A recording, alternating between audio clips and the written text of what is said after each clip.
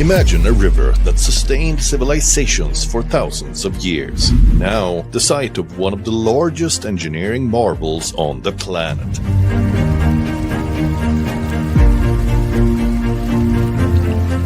Welcome to Ethiopia's Grand Renaissance Dam, where barren landscapes have given way to the largest dam in Africa. A structure so immense it's visible from space, but not everyone's celebrating this feat. Why is this project so crucial for Ethiopia's future, sparking tensions across Africa? What's at stake for the millions who rely on this water source? And can a single dam reshape the destiny of an entire region? At 145 meters tall and 1.8 kilometers wide, the Grand Ethiopian Renaissance Dam isn't just large, it's a monumental shift in Ethiopia's quest for energy independence. The dam holds back a staggering 74 billion cubic meters of water and will generate 5,150 megawatts of electricity, the equivalent amount of power generation as 5 nuclear power plants. That's enough power for millions of homes and industries, giving Ethiopia the boost it needs to industrialize and electrify rural communities that have long lived in the dark. The difference means that the total energy output of the entire country will more than double. This will stabilize the country's energy production and even leave enough energy capacity for distributing to neighboring countries. While Ethiopia sees this as a beacon of progress, its neighbors, particularly Egypt and Sudan, are eyeing this project with fear. Fear that their access to the Nile's water is about to be drastically cut. Today's headline: the GERD, Africa's colossal dam, is about to get the VIP treatment from none other than President Vladimir Putin. This isn't just a ribbon cutting. This is a geopolitical earthquake shaking Egypt, Sudan, and the entire West. Russia's deepening alliance with Ethiopia is turning the GERD into more than a power plant. It's a militarized symbol of defiance, and Putin's rumored appearance is a nuclear-level statement. From S-400 air defenses guarding the skies to the dam's earthquake-proof engineering, we're breaking down how the GERD became Africa's fortress and Russia's next front line.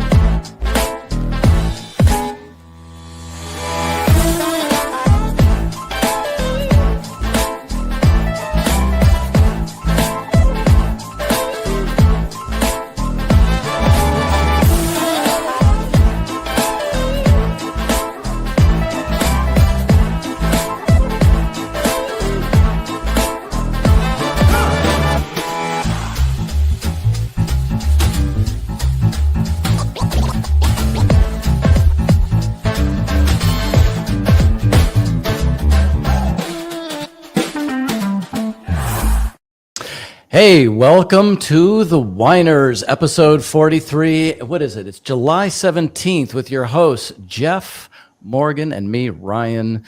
Cheers. Tonight, our guest is Larry Freeman, who is an avid hiker, more than, 500 miles a year. He's been to Ethiopia nearly 20 times. He's been a leading proponent of African development versus the history of British colonialism. Very, very interesting. We're going to focus on this and what the Trump administration maybe what they should be focusing on. But first, what is everybody sipping tonight? I'm just drinking a nice blend of Pinot Noir, Malbec, and Petit Syrah called Ménage à Trois. I think you can figure out their little naughty, semi-clever name. And I am enjoying it. It is very good. I've had 3 sips so far. Wow, wow, wow. All right. Well, I'm drinking Cycles Gladiator Cabernet Sauvignon. And since it's got cycles, That was my cycling trip last week with the group. And Jeff, look at that. It's $13. It's 89. It's considered a very good buy. It's been open half the day and it's tasty. Very, very tasty. How about you both? Well, no surprise for me. I'm drinking water. Still haven't I'm gotten sorry. it into turn into wine, right? Still have not figured it out. I'm drinking my Modelo beer. Ooh. It's 100 degrees temperature here in Baltimore, and beer is the best thing when it's hot. Oh, All I right. agree. Nothing wrong with that. I like Modelo myself. Shalom. Shalom to you and Okay. yours on this All holiest right. of holy days. All right. Well, so there are quite a few things going on, Larry, that makes this discussion, I think, very timely. Apparently, Rwanda and the DRC have signed a peace deal, or at least President Trump calls it a peace deal. He also says it comes with mineral rights for the United States, just like Ukraine, I guess. I'm not sure, but it's kind of the same theme. And then, of course, you also have President Trump recently had the leaders of a number of African nations to the United States. So he's talking about Africa. So I figured, why not we talk about Africa? And of course, Jeff and Morgan, you both have some things to say about this too. So, Well, all I want to say is I read a bunch of Larry's posts over the last few months, and he's been saying we need to develop economic relationships with African countries and to promote their economic growth. And so I can't wait to hear whether or not he thinks this is a step in the right direction or just Trump theater. Is that my first question? sure, tell us, what do you think? Well, there is a good side to the realization that the USAID program and aid in general is not sufficient.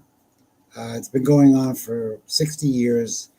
I've been in areas in northern Ethiopia after the war, and there were thousands of sacks of USAID wheat, which were very good and needed. But you don't develop anything by just giving humanitarian aid. So it's a good thing that we're looking in another direction. What Trump is doing, I'm not sure it's the same conception I have of development. For me, development means raising the standard of living of the people who live, many of them, millions of them, hundreds of millions of people live in poverty in Africa, live without electricity. And Africa is the least industrialized continent with the smallest manufacturing sector of any continent in the world. Now, I haven't seen anything from President Trump that indicates he's going to reverse that problem. There's a lot of stories about the 5 countries that met at this mini African summit, which lasted one day or less than a day at the White House. These are very small countries, Senegal, Gabon, Mauritania's large in size, Guinea-Bissau, Liberia. But the conference did not show me that there's a real commitment to development. And there was one very humorous part. I'm not sure your audience picked up on it. But when the Liberian president was speaking. Wait, hold that thought. Let him say it. Come on. Okay, go ahead. Go ahead. Step on the guy's setup. No, go ahead for it. So when the Liberian president was speaking, Trump says, wow, that's beautiful English. Where did you learn that English? Now, anybody who knows anything knows Liberia was actually set up by freed African-American slaves from the United States. The national language is English. It's like going to Britain and saying, oh, you speak very nice English. Where did you learn to speak it? Yeah. Yeah. So that was one very amusing part. And then, of course, even though the summit had 5 African leaders there, in the press conference, there was one question asked to the African leaders, one question. And it was a setup, obviously, friendly press. And they said, will you leaders support President Trump's right or President Trump's honor to get the Nobel Peace Prize? That was the only question. And of course, every African country, oh yes, of course we support it. So I don't know of any deals that were struck. There was a behind the scenes discussion, which was made not too public, but Trump is also looking for countries in Africa that will take deported people from the United States. And that was why were there only certain African countries invited? Like, I don't think Ethiopia, for example, was invited. Well, most of the large countries were not. Egypt was not. Ethiopia was not. Nigeria was not. Right there, you have almost 500 million people. So these were very select countries that Trump thought he might have some way of convincing to take deported Americans. That was about the deported Americans, but he also said there's great economic potential in Africa, like few other places. He said valuable lands, great minerals, great oil deposits. Which is true. Gabon has oil. Some of these other countries have magnesium. There are minerals there. And Trump's overall African policy, which was announced early this year and has been repeated, has three pillars. One is to counter China in Africa, which is not going to happen. Number two is to make economic deals that are beneficial to American investors. And number three is to get rare earth minerals so the United States has a supply line that is not totally dependent on China. And those are the three main areas that they repeat over and over again: economics, making money, getting rare earth minerals, countering China. We're going to do it all. And that's what the public as well as the private conversation has been. Why don't we take a look at that rather humorous / embarrassing moment when the president of the United States, was it the president of Liberia or another? Yeah, it was the president of Liberia. It's been circulating all over Africa. This is when he complimented him on his English. You had such good English, such beautiful. Where did you learn to speak so beautifully? Where were you educated? Where? In Liberia. Yes, sir. Well, that's very interesting. That's beautiful English. Sure. I have people at this table can't speak nearly as well. That's so painful to watch. It's a little bit painful. It was very painful. It was sad and humorous at the same time. But is it really consequential? I mean, of course it's embarrassing. He should know. Well, right now, there's not many. I mean, like, for example, this so-called peace deal between Rwanda and the Democratic Republic of the Congo. It's unclear that there is actually a peace deal.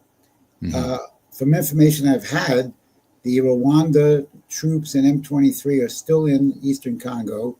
There's still fighting going on. There's still killing going on. And Trump says, well, I've brought peace to the area. And his overall approach is what Ryan pointed to in mentioning Ukraine. His theory is that if we have massive U.S. investment, that acts as a protection against violence or extremism or conflict. And that's yet to be borne out. I don't see any reduction in the violence in Ukraine at all. In So fact, a second, I'm sorry, go ahead. no, well, I mean, now Trump has changed his mind on Ukraine and now is funding Ukraine and giving armaments that even the Biden administration didn't do. So there's a factor in Trump that is diplomatically he's unpredictable, maybe not all there all the time. So what you were saying is also about not being so dependent on China. I put up a map there of the transformation of China's role in Africa versus the United States. You brought up, I think it's very important, that humanitarian aid a la USAID is not really it's not what those countries want. And you have recently been to this dam that we were talking about in the beginning. But one thing I wanted to put up, apparently there was this book called Concrete Revolution. You might even know it. But in the 1950s, the U.S. Bureau of Reclamation, apparently they did a study. I don't know if it was this region or what. Maybe you know something about it. But do you know you can about this study? Are you familiar? this was, and this has been written up in a recent book by a friend of mine, Dara J. Tessema, wrote a book on the dam. So what the history is that in 1957, President Eisenhower, under the Department of the Interior, sent a bunch of American surveyors and engineers to look at the Blue Nile Basin. Now, this most people know. The Blue Nile, it comes from Lake Tana, inside Tana's in northern Ethiopia in the highlands. And it's a whole basin in and of itself. And there's about a dozen river systems in Ethiopia. So the Blue Nile Basin, and the Blue Nile, 3 rivers in the Blue Nile Basin supply 85% of the water to the White Nile. So it's not Egypt or anybody else's water. It's coming in from Ethiopia. And they did this study for 7 years. So John F. Kennedy continued the study from Eisenhower. And they produced a book. I hadn't seen that cover before. I've seen the original cover in 1964. And they outlined about 32 possible sites for dams in the Blue Nile Basin. They came up with 4 dams that they thought were the best for producing hydroelectricity. And one of the dams was named the Border Dam. And that's the Grand Ethiopian Dam because it's about 2 miles from the Sudanese border. So that dam, to some extent, was discovered by the better part of the United States several decades ago. Now, in the intro, there was a mention of how Egypt and Sudan are objecting to this dam. And in one of your posts, you said, well, it shouldn't be any problem because the water is just going to, for the purpose of generating electricity, it's going to continue to flow through it. So is it that the people in this country don't understand, or they have some other motivation for squawking about it? Well, it's geopolitical. I mean, to just correct Brian a little bit, I think I've only been in Sudan about 12 times, maybe Africa 30 times. Okay. Okay. Okay. But I spent a lot of time in Sudan, many trips to Sudan. And the Sudanese have a real problem because they have great potential agriculture, but they don't have irrigation. And this whole massive area of Sudan was never developed by the West. So they depend on the Nile. And when the Nile goes dry, they suffer. And when the Nile overflows and floods, they suffer. So they are going to get the best possible deal. And they know it because the Grand Ethiopian Dam with 74 billion cubic meters of water is going to regulate the Nile, which is not the most voluminous river, but it's the longest river in the world because it goes south to north, starts in Lake Tana, joins the White Nile in Khartoum, and goes all the way up to the Mediterranean. So the Nile is going to be regulated. So farming and irrigation is going to improve in Sudan. Egypt will get the same amount of water at the Aswan Dam they've also always got, maybe more, because this structure, I was just there in May, is so beautiful. They've engineered in every type of flood control mechanism and every mechanism to keep the water flowing at all times. Egypt is upset because they're afraid Ethiopia is going to become the dominant political development country in that portion of the world, east to Africa into the desert up to Egypt. So from their standpoint, it's strictly political. They've been fighting the dam since 2011 when it was first commissioned by Meles Zenawi. And so it's not an honest argument, you're saying?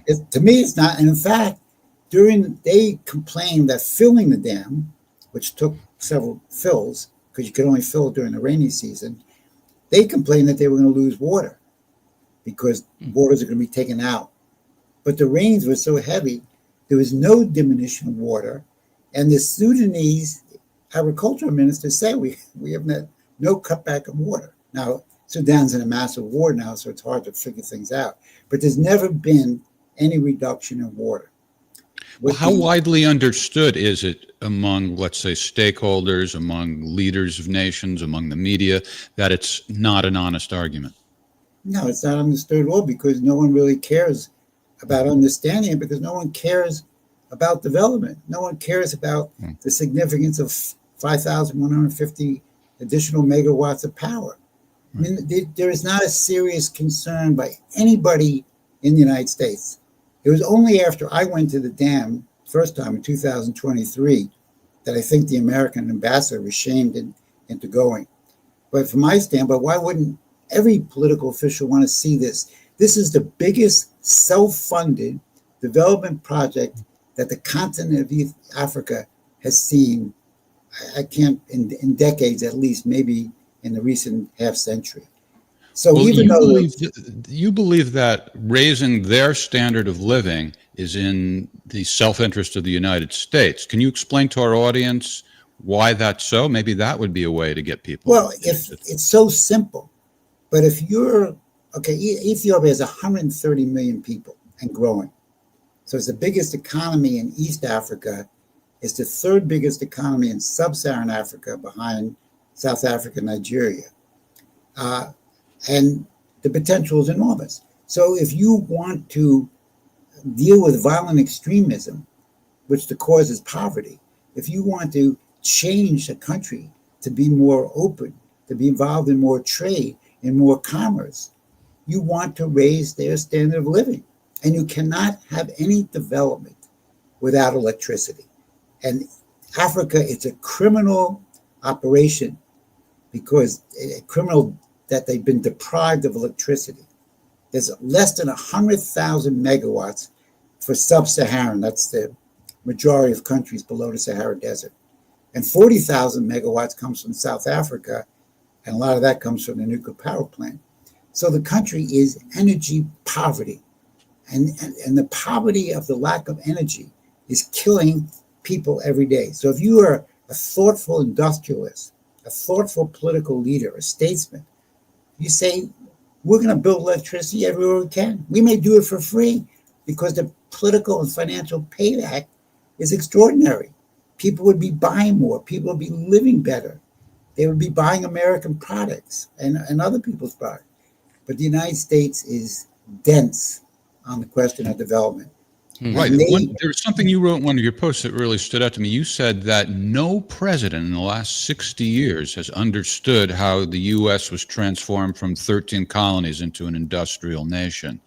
And like, well, why not? Why did none of them understand it? Are you sure it's because they don't understand it as opposed to some sort of corruption? Well, first of all, keep in mind, now I think I'm a bit older than you guys are.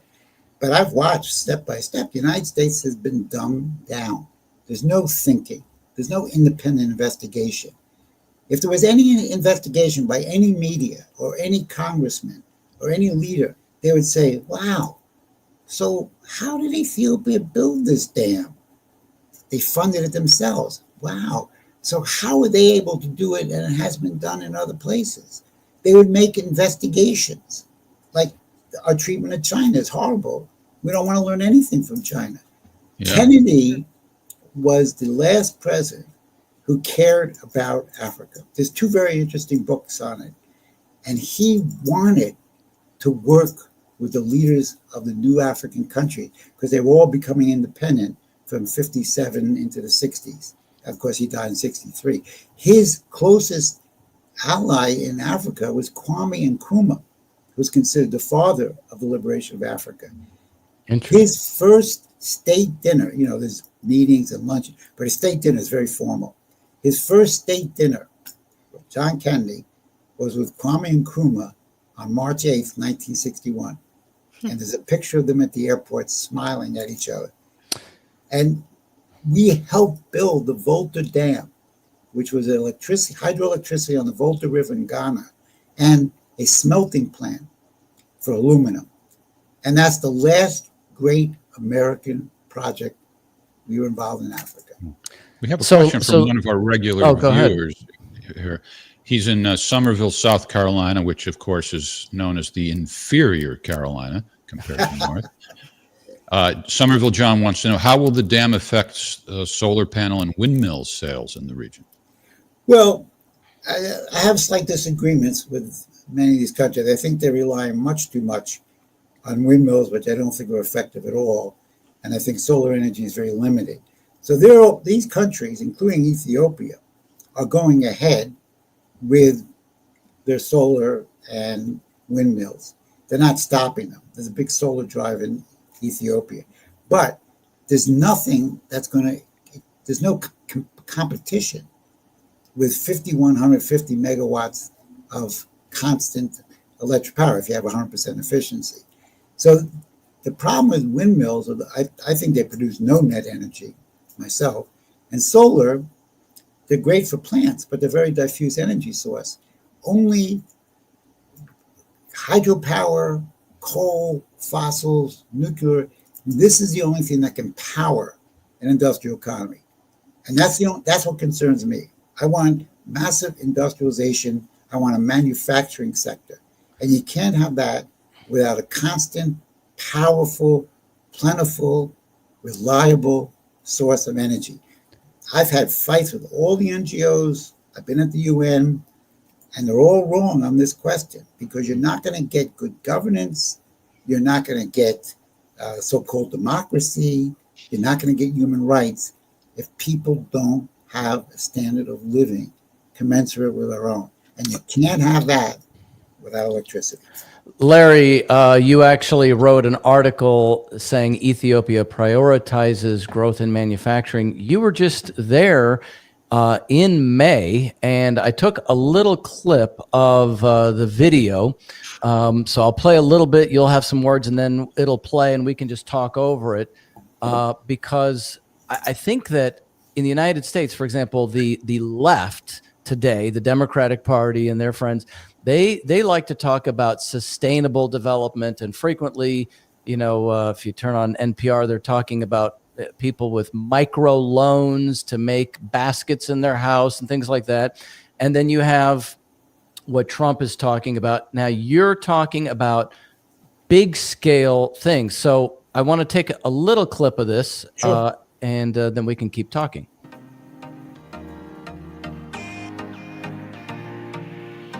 This is you in Ethiopia.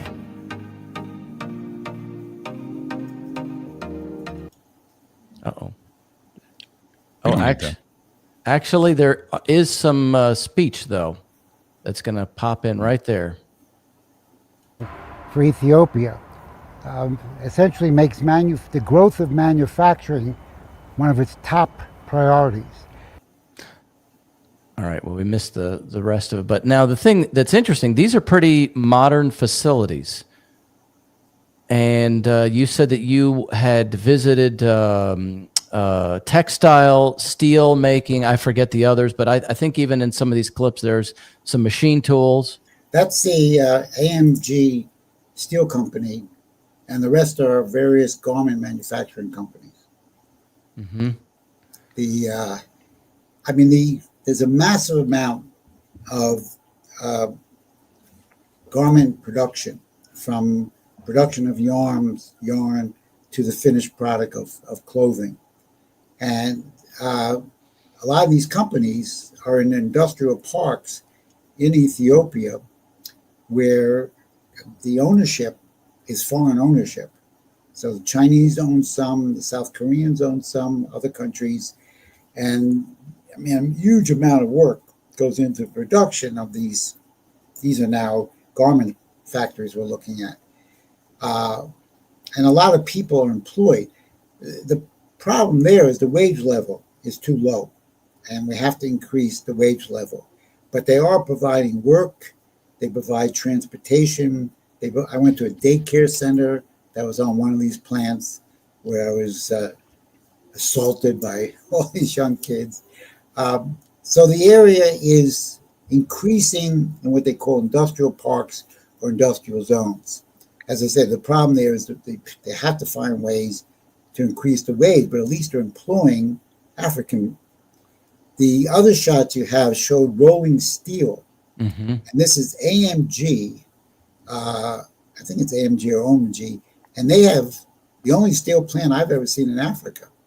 And this guy who's running it runs a coffee plant, steel plant. He's an entrepreneur, young guy, and he's just expanding like crazy.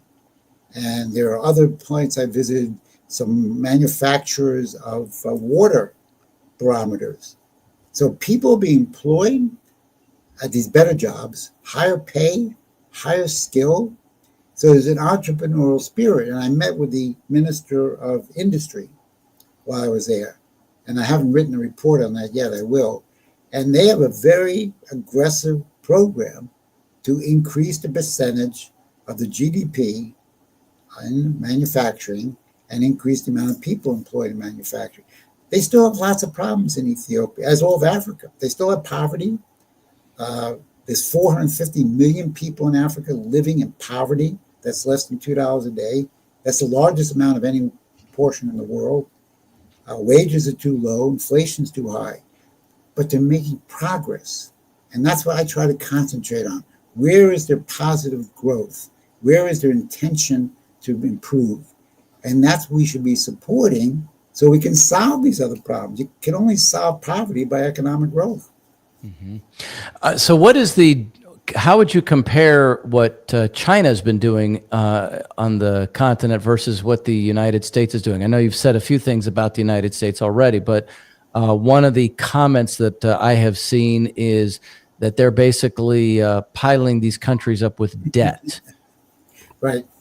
Well, there was about 5 years ago, someone came out with this phrase, debt trap diplomacy.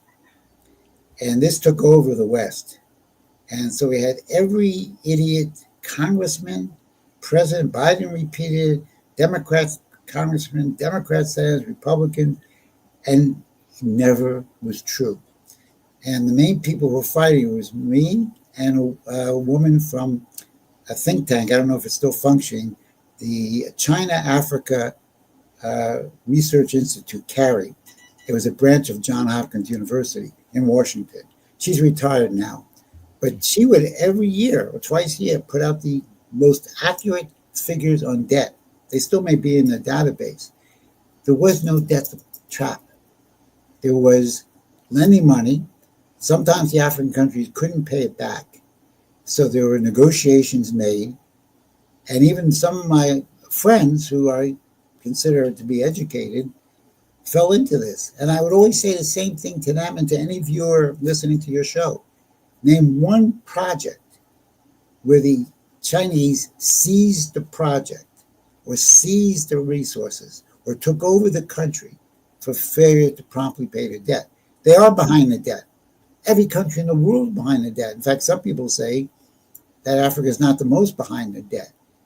But if you took the total foreign debt that Africa is dealing with, only low figure 12, high figure 20 $billion was considered behind in payment to China, which is relatively low. The largest part of the debt that the Chinese countries owe is to the IMF, World Bank, the Paris Club, and private investors, private investment funds, derivative funds that have bought up a lot of the debt of these countries.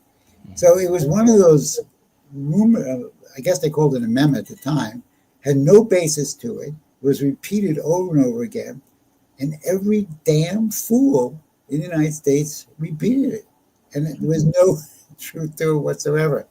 And that's unfortunately the way it works, because the United States has such a phobia about China.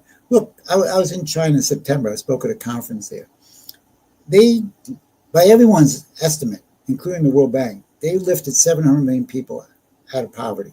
That's more than the total number of people in poverty in Africa. So this is indisputable. They still have pockets of poverty, but 700 million people was a lot. Don't you think if you were a leader or a capitalist, industrialist, you would say, well, how'd you do it? It's never been done before in the history of the human civilization. Are we too far behind to catch up? Never catch up.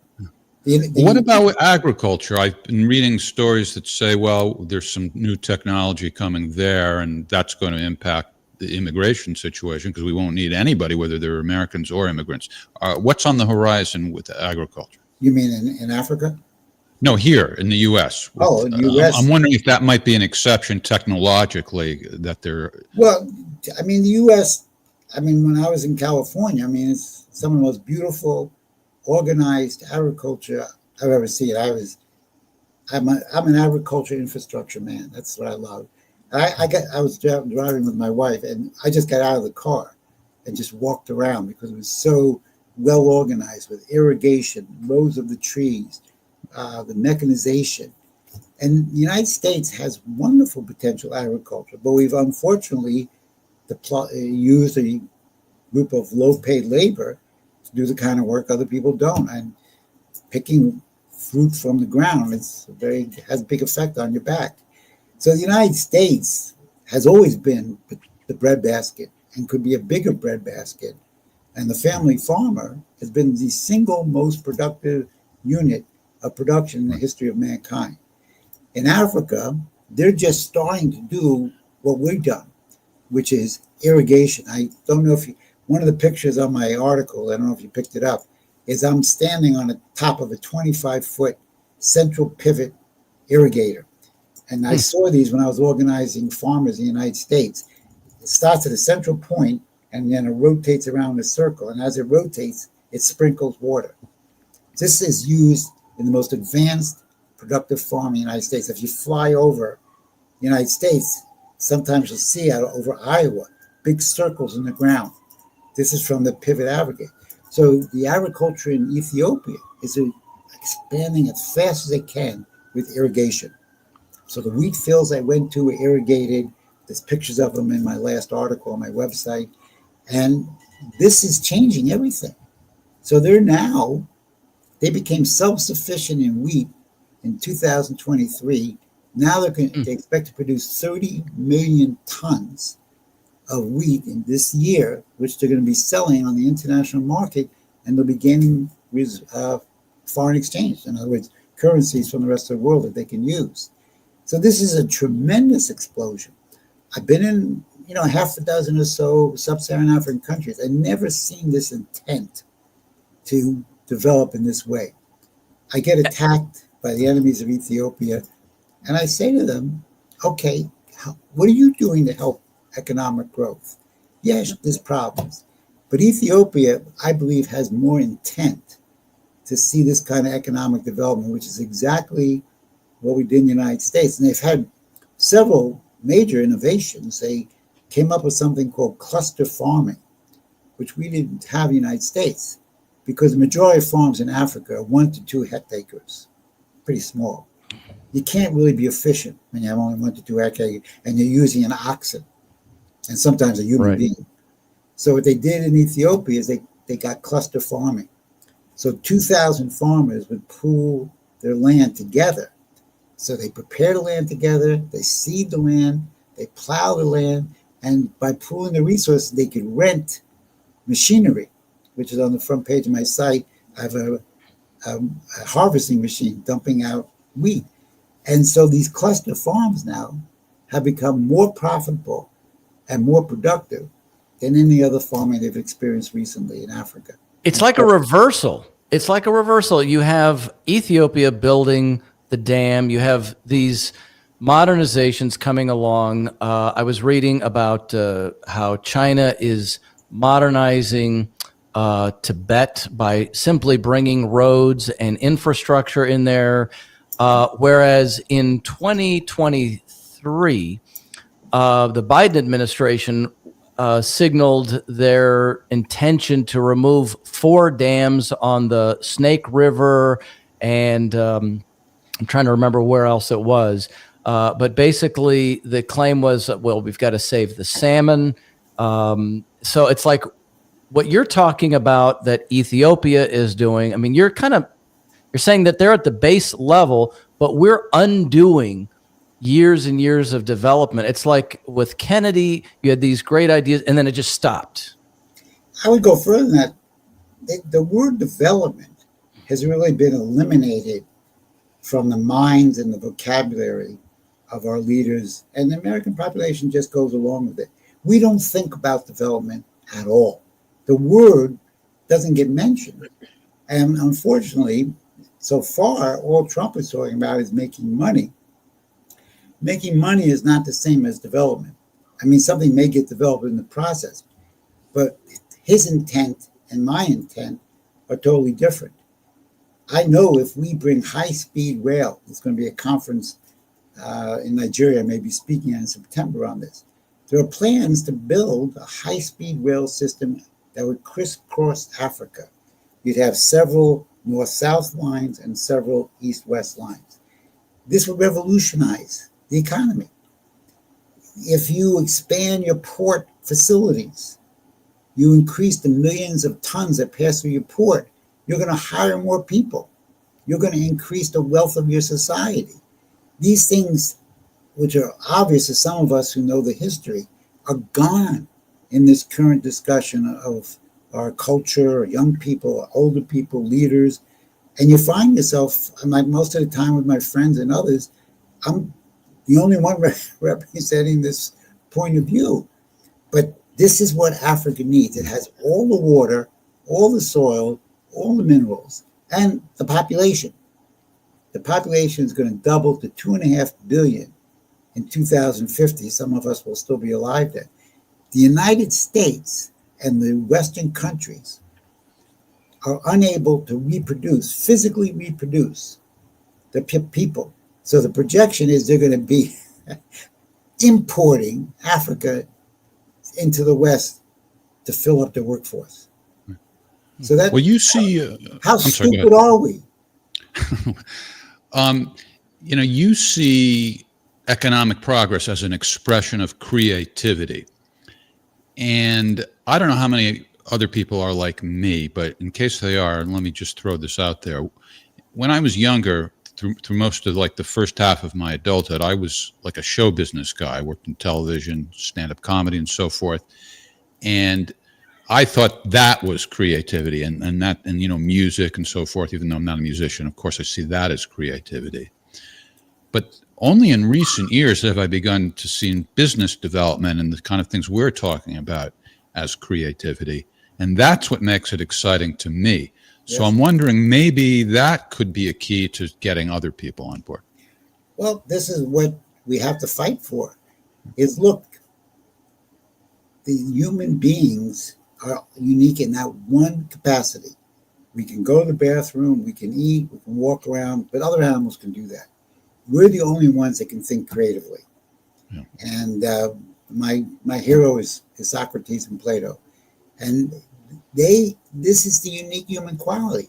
So if an economy wants to function, they have to provide the material standard of living for their people. In order to do what? In order to give them the leisure time to develop their minds.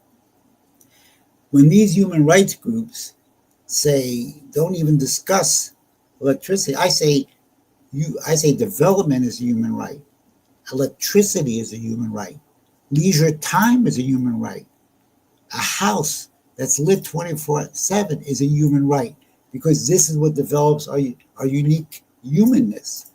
And the problem is we have people today who have just lost the ability so far to think in these terms, and we have no political leaders in either party who represent this. Trump could have, and still can, he's got 3 years left.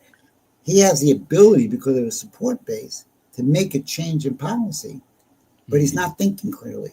And that's the problem. And on a number of foreign policy issues, he's not thinking. Well, he's creative about how Gaza can be developed. I don't know if that's the right way. Morgan, I know you had some questions for the professor before we close out about that. Oh yeah. On the Gaza development thing, I think it was more insulting than it was actual, development for the people, is what Lawrence Freeman is kind of talking about, building the people to be self-sustaining. What I wanted to talk about is yesterday and the day before, you had the Global South coming together and meeting to speak about how they can stop what Israel is doing. You have Western powers really enabling Israel to continue what they're doing in Gaza, and their neighbors, Iran. They just bombed Damascus yesterday in Syria. So So I wanted to get your take on this because you have written a lot about this rules-based borders from the West that got adopted after World War II and have just done nothing but cause chaos and not really instill more of this, what they proclaimed democracy, freedom, all the glorious things that they had projected would happen once they go into these territories and occupy them. I think there was also an effort at the UN to strike out against Israel's policy. And I know this was also an issue, I believe, that was brought up at the last BRICS summit in Brazil. Yes. So this is a person I think very highly of, met a few times. And Natalie Pandor was the former foreign minister of South Africa, wonderful lady. And she's been leading this charge. And I remember when she was still foreign minister, she's resigned. And she went up against the Carnegie Institute and a few think tanks in Washington. And she stood her ground beautifully and eloquently. Mm-hmm. And what's going on in Israel, I'm going to be writing an article either this week or next, that Netanyahu has crushed the souls of Jews around the world because he's actually destroying Israel. I mean, some people I talk to, they think this is going to give Israel security. It's never going to give Israel security. As long as you're occupying people and killing them and committing genocide in this form, you're never going to have security. Mm-hmm. And those people who lived through this horrible period, they're going to remember this. And the Jewish state is right now lost its soul. It doesn't represent Jewish people. It doesn't represent Judaism. And it's going to take a whole new round of people past this generation who are going to have to rebuild Israel and fight for a two-state solution, which I know is still coming up in the UN. There was a very good editorial op-ed in the New York Times on Monday, which I tweeted out. I'm going to write an article on. And this guy was a Zionist, former IDF officer, became a scholar, and he said, as much as it pains me, this is genocide, and there's no excuse for it. Mm-hmm. Interesting. Yeah, it's important that you bring up the UN. They're meeting in July, I believe, the 28th and the 27th, those 2 days, to bring up the question of the two-state solution. Well, they were originally supposed to bring it up in June 17th, and that coincides with the day that Israel decided to attack Iran. So I think that's very interesting to note, is that Israel kind of derailed the UN's plans to speak about that issue. So it'd be interesting to kind of keep an eye on and what kind of their tactics they play this time. Because you have a majority of people, I believe it was last year during the entry of the UN, when all the presidents and the leaders speak, that Netanyahu came and you had majority of leaders stand up and do the major walkout. So you have this very palpable distinction. Well, there's a lot of credible evidence. The New York Times also wrote a very long, interesting article. And they basically their timeline is to show that everything that Netanyahu is doing is so that he stays in power. Mm-hmm. And that because he has several indictments against him. And I don't even think Netanyahu mentions the hostages, if they're still alive, any of them. So it's we are supporting, and by both parties and both presidents, we're supporting this policy. Mm-hmm. So we have the same blood on our hands that Netanyahu does. And there's going to have to be... Are there any reliable polls as to what his level of popularity is or unpopularity right now in Israel? Yeah. Yes, Israel. yes. And what did those polls say? Well, he wasn't popular before October 7th. Right. There was massive demonstrations in the street to get him out because of this reconfiguring of the courts that he wanted to do to basically corrupt his position and remain in power and his wacky ideas. So I think you had a little bit of lull after October 7th where everyone coalesced and got on board. And then it's back to normal hatred of Bibi, I would say, where people are starting to get sick and tired of this, especially after Iran strikes. Yeah. We're hitting their own. They had 1 million people in the streets in Israel. In Israel. But that's not good enough. The Israeli population, look, if you go back to 1990 to 1993, Yitzhak Rabin, the commander of the Six-Day War, been in the military for 30 years, a man of war. He hated Arafat.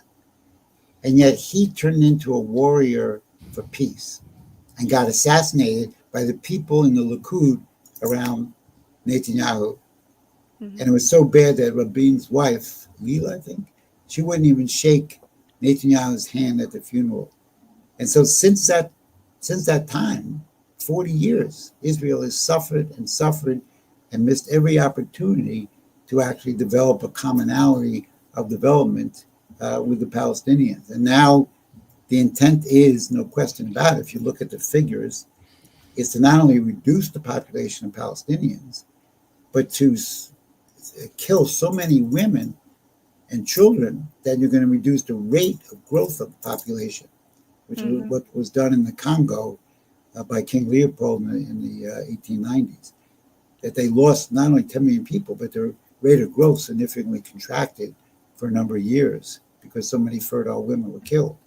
So this is what, unfortunately, we're living with today. Yeah, that's a very appalling point.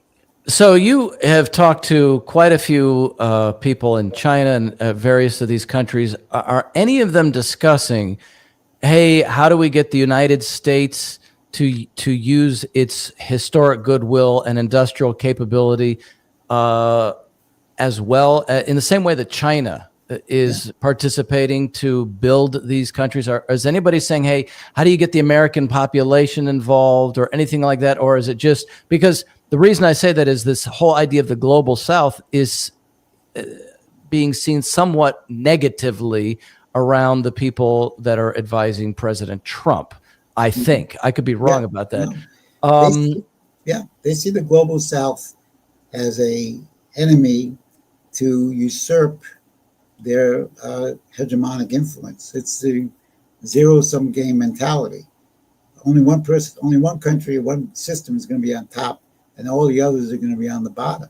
The Africans, and this goes back to the 90s. I was in Sudan when the United States was put Sudan under severe sanctions, and the Sudanese people were saying, "Well, how can we work with the United States?" People want to work with the United States. The Africans they're not going to dump China. Whoever thinks that's going to happen is smoking too much. I mean, it seems to me you'd want basically everybody involved as opposed to this one or that one.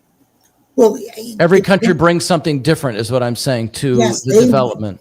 They would like to have the United States offering them similar opportunities that China, and then they could choose, and then there's competition. I'll just give you an anecdote. When I was in Beijing and Shanghai last September, and I couldn't take too long at this conference I was speaking at, so I like just walking around. I do that all over Africa. And, I would walk into the parks and people, Chinese people playing with their kids. And, one guy came up to me and says, "Look, do you think the next election we can finally find a way for China and the United States to work together?" This is the insanity of the rules-based order. This is not normal. This is not what people want. And the Chinese are forced by the pressure being put on them, and they're not going to cave in, as shown in this latest tariff fight. But they are looking for a different direction. Now, the West claims they want to be the hegemon of the world in the next 50 years. I don't see that.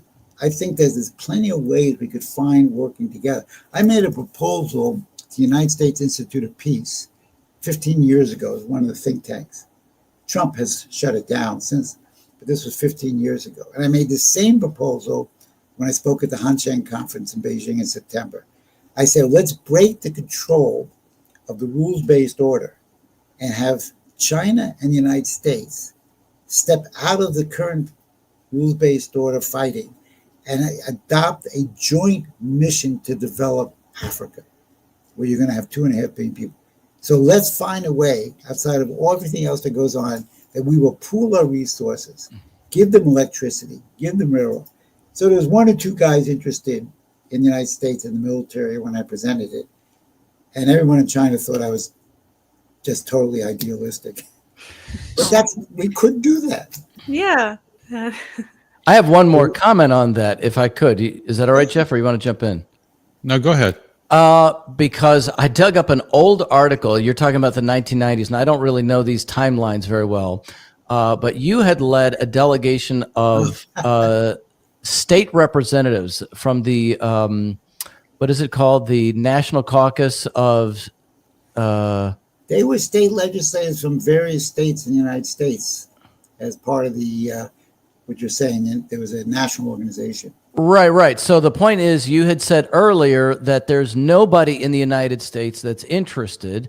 In this one, you had a fact-finding mission, and I have to toot my horn a little bit. My mother had just won the Democratic primary for Congress in Arizona, yes. So she's there on the podium on the next to you across.